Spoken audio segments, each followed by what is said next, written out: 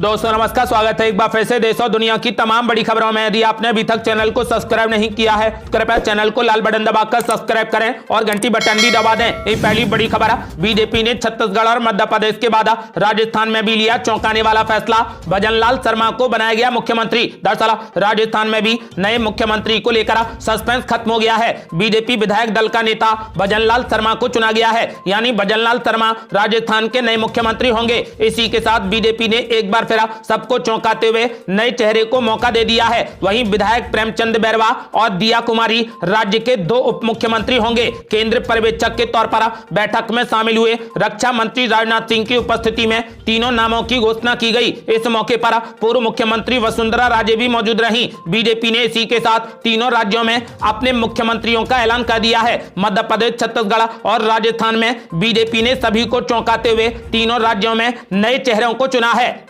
अगली बड़ी खबर, फोटो सेशन में आखिरी पंक्ति में खड़े थे भजनलाल शर्मा। वसुंधरा राजे ने रखा मुख्यमंत्री के नाम का प्रस्ताव। दरअसल राजस्थान को अब नया मुख्यमंत्री मिल गया है। बीजेपी ने यहां भी चौंकाने वाला फैसला लिया। पार्टी ने पहली बार के विधायक भजनलाल शर्मा को राज्य की कमान दे दी। इससे पहले मुख्यमंत्री की रेस में कहीं भी उनका नाम नहीं था। यही नहीं, विधायक दल की बैठक से पहले फोटो सेशन में भी वो आखिरी पंक्ति में नजर आए। यहां भी किसी को बीजेपी ने भनक नहीं लगने दी। इससे पहले दिन में जब मुख्यमंत्री को लेकर उनसे सवाल किया गया तो उन्होंने कहा कि मेरी कोई भी दावेदारी नहीं है। इसके बाद विधायक दल की बैठक शुरू हो गई। मंच पर पर्यवेक्षक राजनाथ सिंह और वसुंधरा राजे के साथ में अन्य बड़े नेता मौजूद थे। इसी दौरान वसुंधरा राजे ने भजनलाल शर्मा के नाम का प्रस्ताव रखा। इससे पहले तक वसुंधरा राजे मुख्यमंत्री की रेस में सबसे आगे मानी जाती थी। आपको बता दें कि राजनाथ सिंह ने कहा कि वसुंधरा राजे की तरफ से भजनलाल शर्मा का नाम प्रस्तावित किया गया है, जिस पर सभी विधायकों ने अपनी सर्वसम्मति दे दी। इस प्रकार भजनलाल शर्मा राजस्थान के नए मुख्यमंत्री बना दिए गए।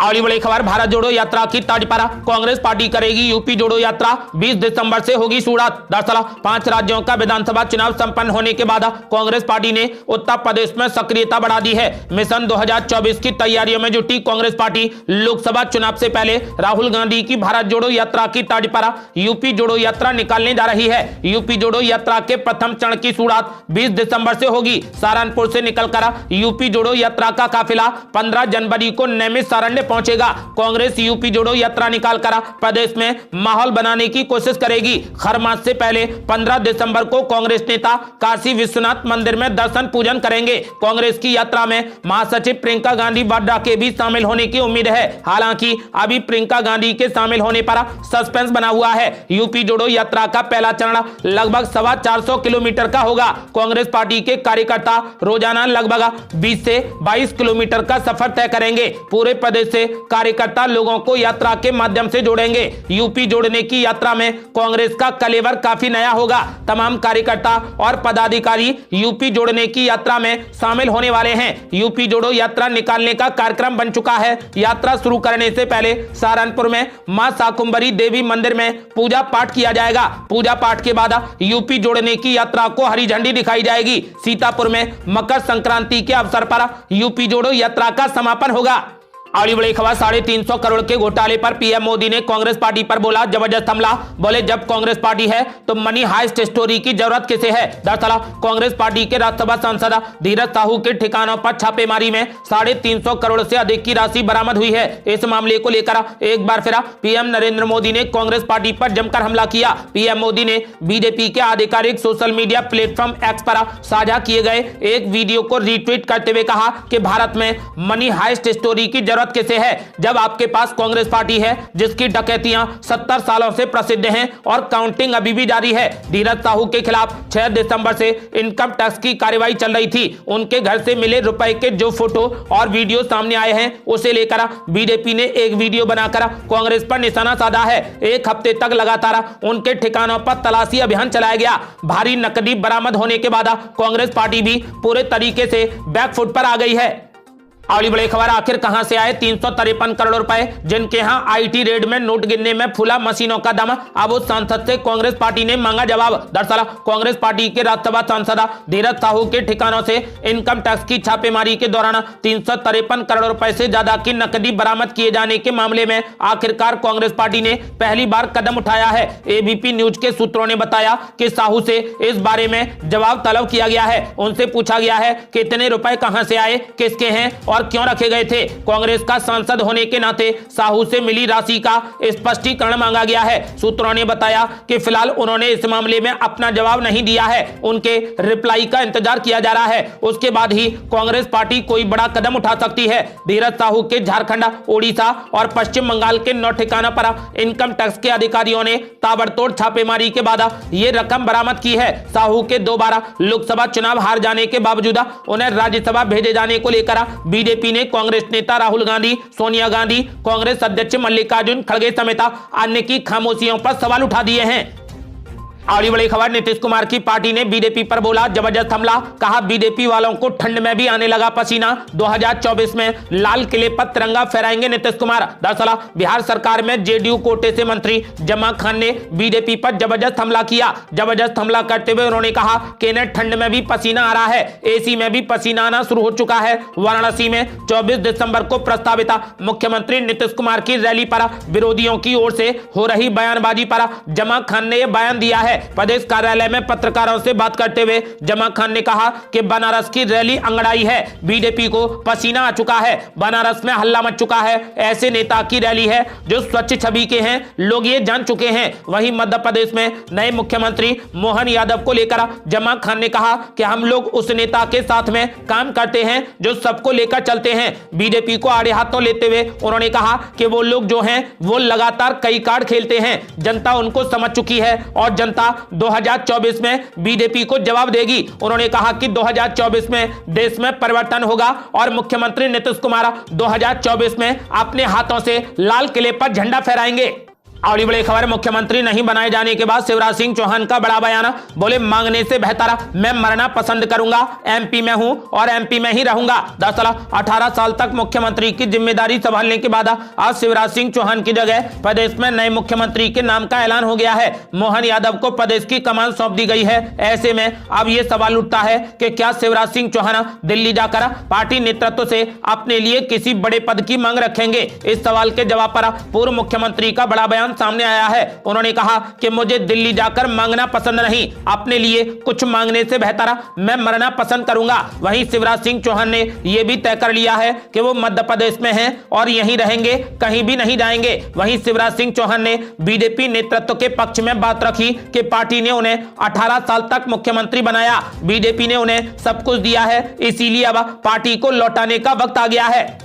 अगली बड़ी खबर, नेहरू को निशाना बनाने पर अमित शाह पर जमकर बरसे राहुल गांधी। बोले अमित शाह को इतिहास नहीं पता, मैं उनसे उम्मीद भी नहीं कर सकता। दरअसल गृह मंत्री अमित शाह द्वारा कश्मीर पर गलतियों के लिए देश के पहले प्रधानमंत्री जवाहरलाल नेहरू को दोषी ठहराए जाने के एक दिन बाद कांग्रेस सांसद राहुल गांधी ने कहा कि गृह मंत्री अमित शाह को इतिहास को फिर से लिखने की आदत है। दरअसल गृह मंत्री अमित शाह ने राज्यसभा में जम्मू कश्मीर आरक्षण संशोधन विधेयक और जम्मू कश्मीर पुनर्गठन संशोधन विधेयक पर हुई चर्चा का जवाब देते हुए आरोप लगाया था कि जम्मू कश्मीर को प्रथम प्रधानमंत्री जवाहरलाल नेहरू की गलतियों के कारण काफी नुकसान उठाना पड़ा। राहुल गांधी ने अमित शाह के बयान के बारे में पूछे जाने पर संसद परिसर में संवाददाताओं से कहा कि पंडित नेहरू ने हिंदुस्तान के लिए अपना जीवन दे दिया, वो वर्षों जेल में रहे। अमित शाह जी को शायद इतिहास मालूम नहीं है। उन्होंने कहा कि मैं उम्मीद भी नहीं करता कि उन्हें इतिहास मालूम होगा, क्योंकि वो इतिहास का पुनर्लेखन करते रहते हैं। राहुल गांधी ने दावा किया है कि सिर्फ ध्यान भटकाने के लिए यह सब किया जा रहा है। जाति जनगणना और भागीदारी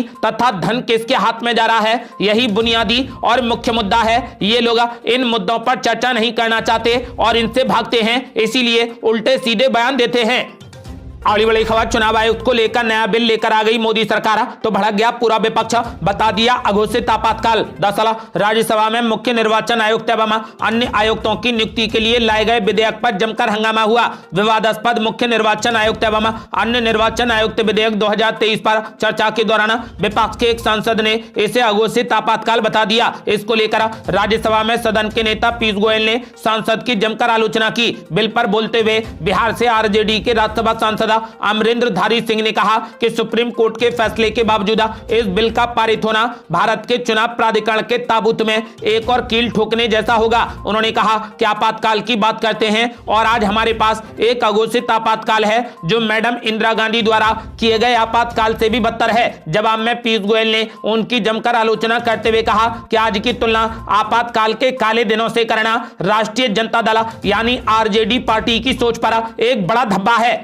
अगली बड़ी खबर, छत्तीसगढ़ में विष्णुदेव साय, मध्य प्रदेश में मोहन यादव और राजस्थान में भजनलाल शर्मा को मुख्यमंत्री बनाकर बीजेपी ने साध ली लोकसभा की 250 सीटें। दरअसल 9 दिनों के मैराथन मंथन के बाद बीजेपी ने 3 राज्यों में मुख्यमंत्रियों का चयन कर लिया है। छत्तीसगढ़ में विष्णुदेव साय के बाद मध्य प्रदेश में मोहन यादव और अब राजस्थान में भजनलाल शर्मा को जिम्मेदारी दे दी गई है। इन चेहरों के साथ ही प्रदेश में तो जातिगत समीकरणों को साधा ही गया है, साथ ही 2024 के लिए हिंदी हार्टलैंड को भी बड़ा संदेश दिया है। कुछ लोग विभिन्न जातियों और महिलाओं को दरकिनार किए जाने के आरोप लगाते हैं, लेकिन सच ये है कि लोकसभा चुनाव के लिहाज से भाजपा और पीएम नरेंद्र मोदी ने बेहद सदी हुई चाल चली है। कहने को तो 3 राज्यों की सरकार चुनी गई है, लेकिन यहां के मुख्यमंत्री और उप मुख्यमंत्री के चयन के साथ भाजपा ने करीब 250 लोकसभा की सीटों को साध लिया है। इन 3 राज्यों के साथ पड़ोसी प्रदेशों हरियाणा, उड़ीसा के साथ साथ यूपी और बिहार तक पर इसका सीधा असर पड़ना तय है। आपको बता दें कि कांग्रेस पार्टी लगातार ओबीसी का मुद्दा उठा रही थी। ऐसे में बीजेपी ने मध्य प्रदेश में मोहन यादव को सूबे का मुखिया बनाकर इस तरीके से कांग्रेस को जवाब दिया है। तो वहीं दूसरी ओर ओबीसी वोट बैंक भी साधने की कोशिश की है। तो वहीं राजस्थान में बीजेपी ने भजनलाल शर्मा को मुख्यमंत्री बनाने का ऐलान किया है। इसके साथ ही पार्टी ने प्रदेश में ब्राह्मण वोटर्स को साधने की पूरी कोशिश की है। तो छत्तीसगढ़ में बीजेपी ने आदिवासी वोटर्स पर अपनी पकड़ मजबूत करने के लिए विष्णुदेव साय को मुख्यमंत्री बनाने की घोषणा की है। छत्तीसगढ़ में आदिवासी वोटर्स को निर्णायक माना जाता है। यहां की लगभग 1/3 आबादी आदिवासी है, इसीलिए छत्तीसगढ़ में आदिवासी मुख्यमंत्री बनाया गया है। आपको बता दें कि यदि देखा जाए तो बीजेपी ने लगभग लोकसभा की 250 सीटों पर अपना कब्जा कर लिया है।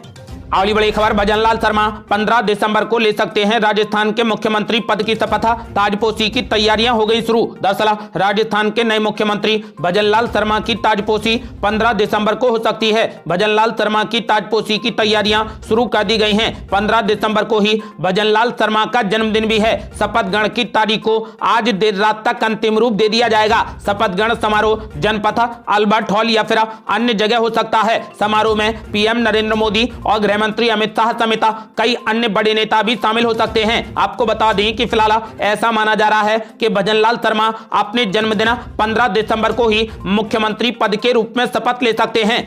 अगली बड़ी खबर, मुख्य निर्वाचन आयुक्त विधेयक 2023 को राज्यसभा से मिली मंजूरी तो विपक्ष ने बीजेपी पर जमकर किया हमला। दरअसल राज्यसभा ने मुख्य निर्वाचन आयुक्त और अन्य निर्वाचन आयुक्त विधेयक 2023 को ध्वनिमत से मंजूरी दे दी। सरकार की ओर से केंद्रीय कानून मंत्री अर्जुन राम मेघवाल ने इसे पेश करते हुए चर्चा का जवाब दिया। उन्होंने कहा कि अगस्त 2023 में ये विधेयक राज्यसभा में पेश किया गया था और मूल कानून में मुख्य निर्वाचन आयुक्त और अन्य आयुक्तों की नियुक्ति का प्रावधान नहीं था। उन्होंने कहा कि सुप्रीम कोर्ट ने सरकार को इस संबंध में एक कानून बनाने का निर्देश दिया था। इसके आधार पर यह विधेयक लाया गया है। तो वहीं विपक्षी दलों ने सरकार पर हमला करते हुए कहा कि इससे चुनाव की निष्पक्षता प्रभावित हो सकती है। विपक्ष की आपत्तियों को खारिज करते हुए अर्जुन राम मेघवाल ने कहा कि निर्वाचन आयोग निष्पक्ष है, इस संशोधन विधेयक के बाद भी निष्पक्ष ही रहेगा। उन्होंने कहा कि इसके लिए सरकार भी प्रतिबद्ध है, ये विधेयक प्रगतिशील है। तो कांग्रेस पार्टी ने दावा किया है कि इसके पीछे सरकार की मंशा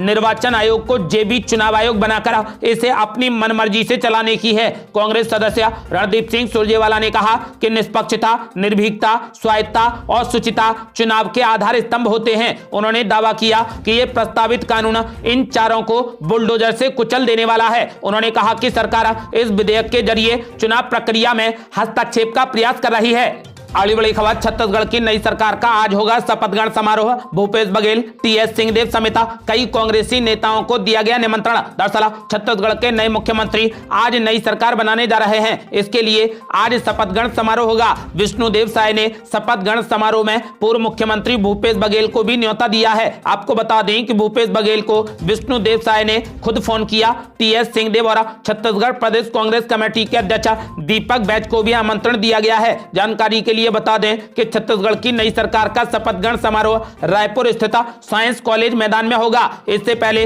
विष्णुदेव साय ने 12 दिसंबर को फोन के जरिए निवर्तमान मुख्यमंत्री भूपेश बघेल, निवर्तमान उप मुख्यमंत्री टीएस सिंहदेव और कांग्रेस प्रदेश अध्यक्ष दीपक बैज को समारोह में शामिल होने का आमंत्रण दिया है। इसी के साथ ही शासन की ओर से सभी राजनीतिक पदाधिकारियों को भी निमंत्रण भेजा गया है। इसके अलावा पीएम नरेंद्र मोदी, गृह मंत्री अमित शाह, बीजेपी के राष्ट्रीय अध्यक्ष जेपी नड्डा भी इस कार्यक्रम में शामिल होंगे।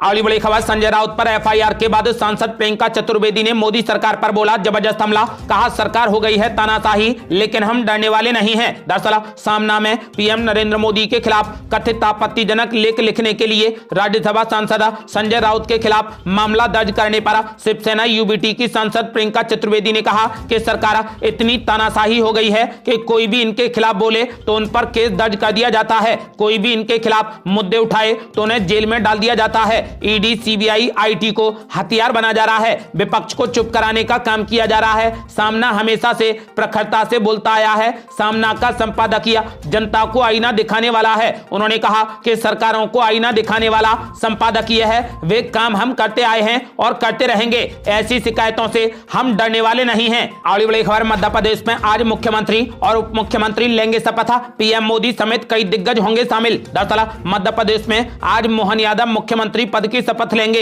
उनके अलावा 2 उप मुख्यमंत्री भी शपथ ग्रहण करेंगे। इस कार्यक्रम में पीएम नरेंद्र मोदी के अलावा कई राज्यों के मुख्यमंत्री भी शामिल होंगे। साथ ही कई बड़े नेता भी इस शपथ ग्रहण समारोह में शिरकत करेंगे। मोहन यादव के शपथ ग्रहण समारोह में उत्तर प्रदेश के मुख्यमंत्री योगी आदित्यनाथ, महाराष्ट्र के मुख्यमंत्री एकनाथ शिंदे, गुजरात के मुख्यमंत्री भूपेंद्र पटेल, अजीत पवार, देवेंद्र फडणवीस, एन बीरेन सिंह, यानथुंगो पैटर्न सहित कई बड़े नेता शामिल होंगे। ये थी अब तक की बेहद बड़ी खबरें। रोजाना की ताजा खबरों को जानने और हमसे जुड़ने के लिए चैनल को लाल बटन दबाकर सब्सक्राइब करें और घंटी बटन भी दबा दें। जल्दी मिलते हैं बड़ी अपडेट के साथ, तब तक के लिए जय हिंद, जय भारत।